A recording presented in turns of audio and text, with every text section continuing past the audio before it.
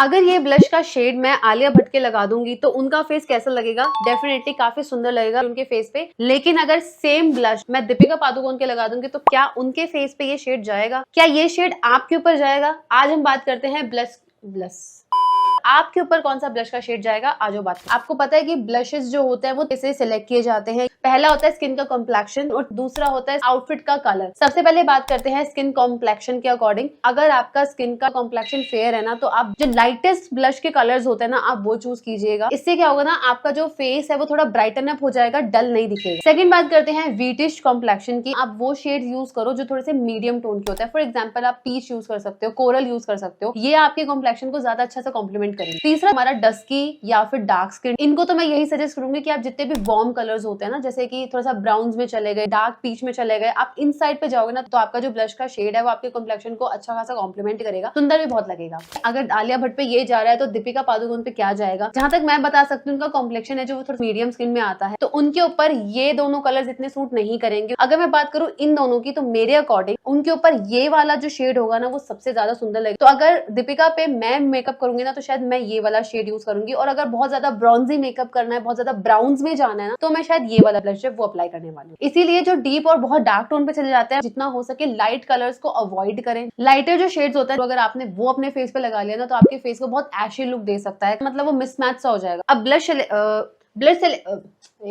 क्यों बोल रही हूँ मैं बार बार।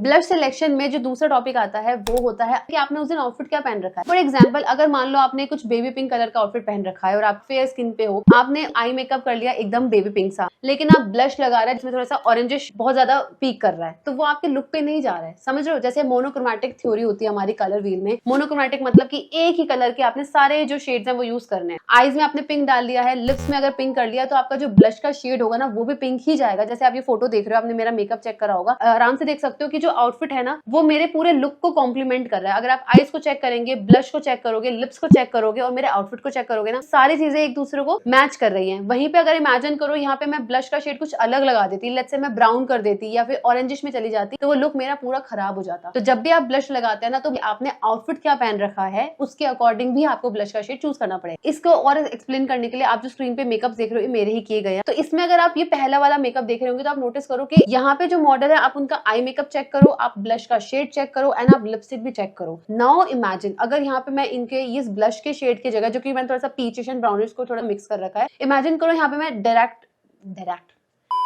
अगर मैं यहाँ पे डायरेक्ट बेबी पिंक कलर लगा देती तो ऑल्दो वो उनकी स्किन को कॉम्प्लीमेंट करता लेकिन हमारे आउटफिट के साथ नहीं जाता। इसीलिए यहाँ पे जो हमने ब्लश का शेड यूज करा है वो ऐसा यूज किया है जो इनके आउटफिट को, कॉम्प्लेक्शन को, अंडरटोन को, सबको जो मैच कर रहा है, सूट कर रहा है। नाउ अगर आप सेकंड फोटो देखेंगे, जैसे यहाँ पे पिंक कलर आपको दिख रहा होगा, लिपस्टिक का कलर भी पिंक है, ब्लश लगाया गया है वो पिंक ही लगाया गया है, जो आपके आउटफिट में है हमने यही ब्लश लगाया है। अब यहाँ पे एक नया एग्जाम्पल मैं दिखाती हूँ। जो हमारी ये थर्ड मॉडल है, इनका complexion British to medium complexion उसमें थी, अंडरटोन भी इनका न्यूट्रल था, तो यहाँ पे जो हमने ब्लश लगाया ना वो हल्का सा मैंने पीच और मिक्स करा है ताकि इनके जो एकदम मैच हो जाना चाहिए उनके आउटफिट में और मेकअप में। ब्लशेस को अप्लाई कैसे करते हैं, प्लेसमेंट क्या होती है, कहां तक करना है, ये सब मैं आपको डेमो देने वाली हूँ आगे। बट उससे पहले हम इनके फॉर्मुलेशन की बात कर लेते हैं जो बहुत जरूरी है। जो ब्लश होता है ना वो 3 टाइप से आ सकते हैं, पाउडर फॉर्म में आ सकता है, क्रीम फॉर्म में आ सकता है, तीसरा लिक्विड फॉर्म में भी आ सकता है। तो लिक्विड, क्रीम और पाउडर, ये ब्लशेस मेकअप में कौन से स्टेप पे लगते हैं पहले वो बात कर लेते हैं।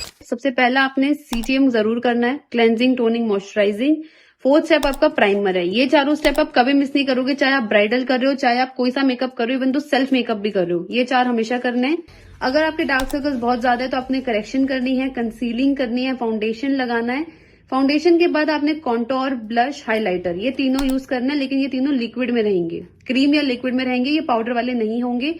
इसके बाद आपने अपना पाउडर सेटिंग करनी है। अब आप लोग नोटिस करो, इस पाउडर सेटिंग के पहले सारा कुछ लिक्विड या क्रीम प्रोडक्ट आ रहा है, इसके बीच में कोई भी मैंने पाउडर नहीं लगाया, राइट। उसके बाद आपने ब्रॉन्जर, ब्लश, हाइलाइटर लेकिन पाउडर फॉर्म वाले यूज करने हैं, एंड देन अपना सेटिंग स्प्रे यूज करना है। जितने भी क्रीम प्रोडक्ट्स होते हैं, लिक्विड प्रोडक्ट्स होते हैं, वो सारे पाउडर सेटिंग से पहले लगते हैं। तो यहाँ पे आप पाउडर ब्लशेस जो होते हैं वो लूज पाउडर के बाद में लगाते हैं। रटने की बात नहीं है, अगर पाउडर के ऊपर कोई क्रीम चीज लगा दोगे तो वो कैसे ब्लेंड होगी, राइट। बट क्या मुझे दोनों लगाने चाहिए, क्रीम भी लगाऊं, लिक्विड भी लगाऊं, पाउडर भी, लगाना कौन सा है? देखो, पाउडर ब्लशेस का तो एक बहुत बड़ी दिक्कत है, पाउडर ब्लशेस कुछ टाइम बाद फेड हो जाते हैं, तो आपको थोड़े टाइम बाद लगेगा कि आपने शायद लगाया ही नहीं हुआ। इसी वजह से हम हमेशा क्रीम या लिक्विड ब्लश का बेस देते हैं, पाउडर से सेट करते हैं और उसको रीटच करने के लिए या फिर थोड़ा सा रिस्टोर करने के लिए पाउडर ब्लश लगा लो। अगर आपको लगता है कि आपको ब्लश लगाना ऑलरेडी आता है तो आप 95% गलत लगा रहे हो और आपको पता भी नहीं है। सही टेक्निक क्या होती है वो मैं आपको बताती हूँ। सबसे पहले आपने ब्रश ये वाला लेना है जो कि राउंड फ्लफी होता है, बहुत ज्यादा बड़ा साइज में मत लिया करो। उसके बाद इस पैलेट में से मैं ये देखूंगी कि मेरे स्किन कम्प्लेक्शन के अकॉर्डिंग कौन सा जाएगा, मैं ये वाला ले रही हूँ। सबसे पहले जो मिस्टेक करते हैं लोग, उठाते हैं और सीधा लगा देते हैं। पहले आपको उसको हाथ पे इस तरीके से रिमूव करना है। कई लोग क्या करते हैं, ब्लश को बहुत ज्यादा नीचे लगा लेते हैं, ऊपर लगा लेते हैं। यहाँ पे आता है 3 फिंगर रूल ब्लश, ब्राउन्जर और हाइलाइटर अप्लाई करने का। 3 फिंगर रूल हसदे चेहरिਆਂ ਦਾ मतलब ਇਹ ਨਹੀਂ ਹੁੰਦਾ कि ਉਹਨਾਂ ਨੂੰ ਕੋਈ तकलीफ नहीं ਹੁੰਦੀ। मैंने ना नौकरी छोड़ी थी कि मैं किसी के अंडर काम ना करूं, कि मेरे सर पे आके बैठ गया है। 3 फिंगर रूल होता है जिसमें आप इस तरीके से अपने फिंगर का प्लेसमेंट करना। जो सबसे नीचे वाली फिंगर होती है उधर आप लगाते हैं अपना ब्राउन्जर, जो सेकंड फिंगर है मिडिल वाली उस पे आप लगाते हैं अपना ब्लश, और जो ऊपर वाली फिंगर है ना उस पे आप लगाते हैं हाइलाइटर। तो अब यहाँ पे मैंने अपना ब्लश लिया, हाथ पे निकाल लिया, सीधा प्रोडक्ट नहीं लेंगे। इस तरीके से जो ये वाला प्लेसमेंट था यहाँ वाला, इधर मैंने अपना ब्लश एप्लीकेशन करना है। और हमेशा याद रखना कि ब्लश हमेशा पीछे से लगाते हैं ना कि फ्रंट से। रीजन क्योंकि बहुत सारा प्रोडक्ट होता है, हो सकता है वो आपको थोड़ा सा पैच बना के छोड़ दे। अब ये ब्लश जो होता है वो आपने लगाना कहाँ तक है, जहाँ पे आपका आई बॉल स्टार्ट होता है। मेरा आई बॉल अगर यहाँ स्टार्ट हो रहा है तो मेरा लास्ट ब्लश ब्लेंडिंग होगी ना वो यहाँ पे खत्म हो जाएगी। अगर मैं इसको आगे तक ले आऊंगी तो वो थोड़ा मेरे फेस को चबी कर सकता है। इसीलिए स्माइल करते करते एंड कुछ इस तरीके से जहाँ पे मेरा आई बॉल स्टार्ट होगा मैं वहां रुक जाऊंगी। वैसे तो जो मैं पैलेट यूज कर रही हूँ वो शोपैरल के, बट जरूरी नहीं है कि सेल्फ मेकअप में आपको ऐसी पैलेट ही लेनी होती है। तो जो आपके बजट में आनी चाहिए, जो मेरी रिकमेंडेशंस है ना वो मैं आपको लास्ट में देने वाली हूँ। चालू काम ना करो, मेहनत करनी पड़ेगी यूट्यूब बनाना तो। चुप रह तू, घर चल तू।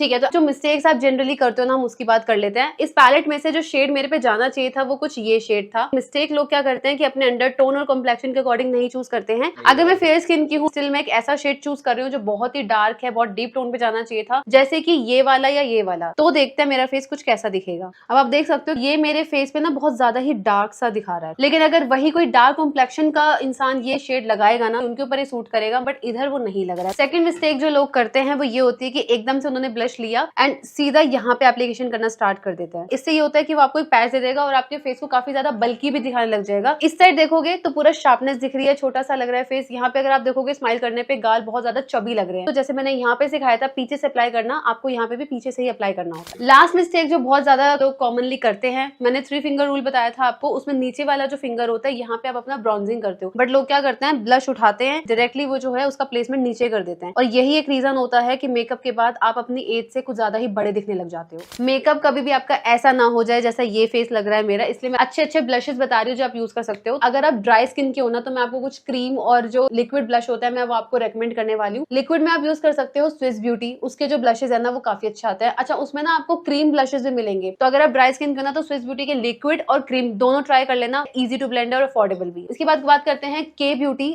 ये थोड़े से बजट फ्रेंडली से थोड़े से ऊपर ब्लशेस है, पर इसके जो क्रीम ब्लशेस है ना वो इतने इंटेंस हैं, उनके शेड्स इतने सुंदर है ना कि ड्राई स्किन वालों को तो ले ही लेने चाहिए। अगर आप ऑयली स्किन के तो आप पाउडर में ज्यादा इन्वेस्ट करना। पाउडर में आप यूज कर सकते हो स्विस ब्यूटी की पैलेट आती है, सस्ती भी है और उसकी इंटेंसिटी भी अच्छी है और ब्लेंडिंग में भी इजी रहता है। इसकी जगह आप आई मैजिक भी यूज कर सकते हो। उसके ब्लशेस भी मैंने बहुत सारे मेकअप आर्टिस्ट के हाथ में देखे हैं, इंटेंसिटी बहुत अच्छी है, शेड बहुत अच्छा है, इजी टू ब्लेंड है। कॉम्बिनेशन स्किन की अगर बात करूँ तो आप इनमें से कुछ भी यूज कर सकते हो, क्योंकि कॉम्बिनेशन में ना ड्राई की प्रॉपर्टीज ऑयली की प्रॉपर्टीज दोनों होती है, तो आप जो भी चाहे आप वो यूज कर सकते हो। अगर आपको वीडियो अच्छा लगा तो मेरे चैनल को सब्सक्राइब करना मत भूलना।